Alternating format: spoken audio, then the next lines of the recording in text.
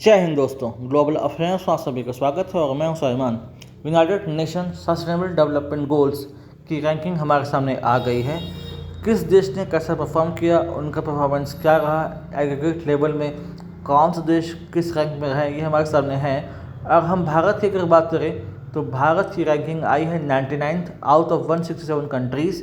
पहली बार Bharat top 100 countries की position में आया है और ये नतीजा है 5 साल से लगातार कड़ी मेहनत का, जहां पर सरकारों ने मिलजुल कर काम किया और कड़ी मेहनत की ताकि हम अच्छी पोजीशन पर पहुंच सकें। अब अगर हम बात करें अपने पीयर्स की, अपने नेबर्स की, तो चाइना की रैंकिंग आई है 49th out of 167। United states की रैंकिंग आई है 44th। नेपाल और भूटान, इनकी रैंकिंग भारत से भी अच्छी आई है। हाँ, बांग्लादेश और पाकिस्तान, इनकी रैंकिंग ख़राब आई है। They have perform very bad, very poorly they have perform. लेकिन अगर बात करें कि भारत ने कहाँ कहाँ काम किया और कैसे ये पोजीशन पर आया, तो इस पर चर्चा करते हैं। लेकिन टॉप 3 परफॉर्मर्स की बात करें तो वो थे फिनलैंड, डेनमार्क और स्वीडन। हमेशा से स्कैंडिनेवियन कंट्रीज़ ने एक प्रकार से बेंचमार्क सेट किया है कि कैसे परफॉर्म करना है और कैसे गोल्स को अचीव करना है। उनकी कंट्री, उनके लोग, उनकी सरकारें पूरी तरीके से अवेयर हैं, सेंसिटाइज हैं। वो जानते हैं कि कैसे लक्ष्य को पाना है, लक्ष्य निर्धारण करना है और कैसे उसे अचीव करना है। बात करें कि कहाँ कहाँ ऐसे एरिया रहे जहाँ पर भारत ने अच्छा परफॉर्म किया, तो आइए सुनते हैं। पॉवर्टी रिडक्शन को लेकर भारत ने काम किया। प्रधानमंत्री गरीब अन्य कल्याण योजना का इस्तेमाल किया गया। इसके अलावा डायरेक्ट बेनिफिट ट्रांसफ़र जैसे स्कीम्स लाई गई। आधार से लिंक किया गया। आधार के थ्रू टारगेटेड बेनिफिशियरीज तक जो गवर्नमेंट असिस्टेंस है उसे पहुंचाया गया और एक्सट्रीम पॉवर्टी से हम बाहर आ रहे हैं धीरे धीरे। मल्टी डायमेंशनल पॉवर्टी इंडेक्स पर भी भारत की रैंकिंग सुधार आया। अगर हम बात करें कि क्या काम हुआ हेल्थ में, तो हेल्थ और वेलनेस सेंटर्स प्रमोट किए गए। आयुष्मान भारत स्कीम आई और ज़्यादा फंडिंग की गई इसमें। हालांकि अभी भी हेल्थ पर जो हमारा खर्चा है वो कम है।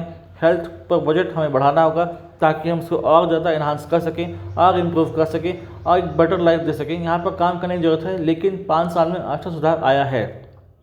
एजुकेशन की अगर बात करें तो एजुकेशन को लेकर ई विद्या, PM ई विद्या, दीक्षा पोर्टल, स्वयं पोर्टल लॉन्च किए गए।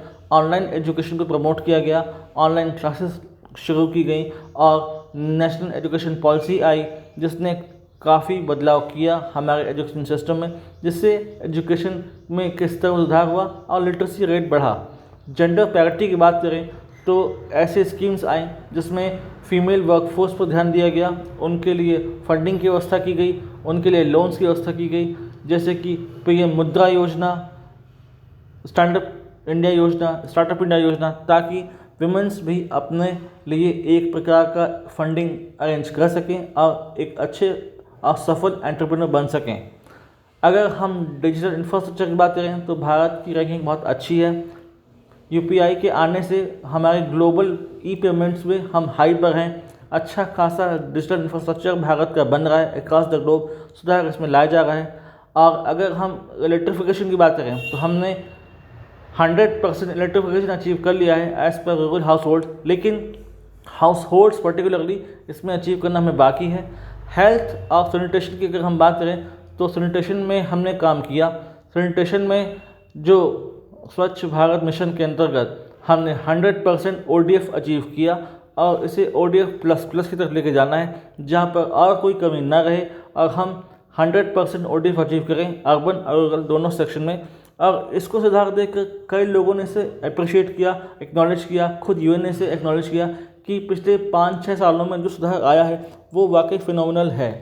लेकिन इसका मतलब ये नहीं है कि सारे पैरामीटर्स पर अच्छा परफॉर्मेंस किया गया है। अक्रॉस द ग्लोब बात करें तो केवल 17% टारगेट्स ऐसे हैं जो कि ऑन ट्रैक हैं, जो कि 2030 तक अचीवेबल हैं, अचीव कर लिए जाएंगे।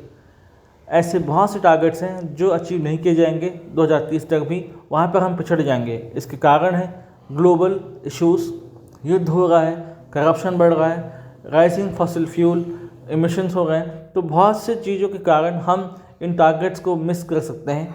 यहाँ पर कारण क्या रहा भारत की सफलता का कि भारत क्यों 99 पोजीशन पर आया, 99 रैंकिंग आई।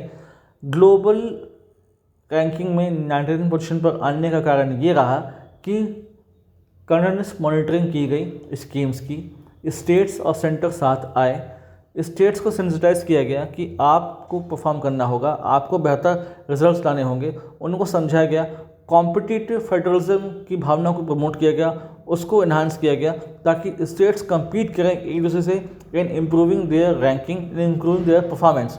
इन सभी कारण भारत की रैंकिंग आई है जो कि फिनोमिनल है अपने आप में और मस्ट बी अप्रिशिएटेड। अभी बहुत सारे ऐसे एरियाज़ हैं, की एरियाज़ हैं जहाँ पर भारत को काम करना है, जैसे कि हेल्थ हो गया, एजुकेशन हो गया, जेंडर पैरिटी हो गया, पॉवर्टी रिडक्शन काफ़ी तक हो गया, इसमें और काम करना बाकी है, और भी दूसरे इश्यूज़ हैं, क्लाइमेट चेंज, इस पर काम करना बाकी है। तो बहुत से और एरियाज़ हैं जहाँ पर भारत को काम करना है ताकि हम अपनी रैंकिंग और ज़्यादा सुधार सकें और इम्प्रूवमेंट ला सकें अपने परफॉर्मेंस में। तो ये एक इम्पॉर्टेंट न्यूज़ है, एक पॉजिटिव न्यूज़ है, एक पॉजिटिव डेवलपमेंट है from the side of India for the India for Indian people. और इस संबंध में कोई अगर अपडेट फर्दर आती है जो कि फिनोमिनल है तो मैं आप लोगों के लिए एक सेपरेट वीडियो ला दूंगा। Till then do like, share, subscribe the video and widely spread this video for the knowledge of people. यदि आप हमसे जुड़ना चाहते हैं तो आप इंस्टाग्राम, टेलीग्राम के थ्रू जुड़ सकते हैं। इसका लिंक डिस्क्रिप्शन में है, आप जाइए, इसे ज्वाइन कीजिए। Thanks for watching. जय हिंद, जय भारत।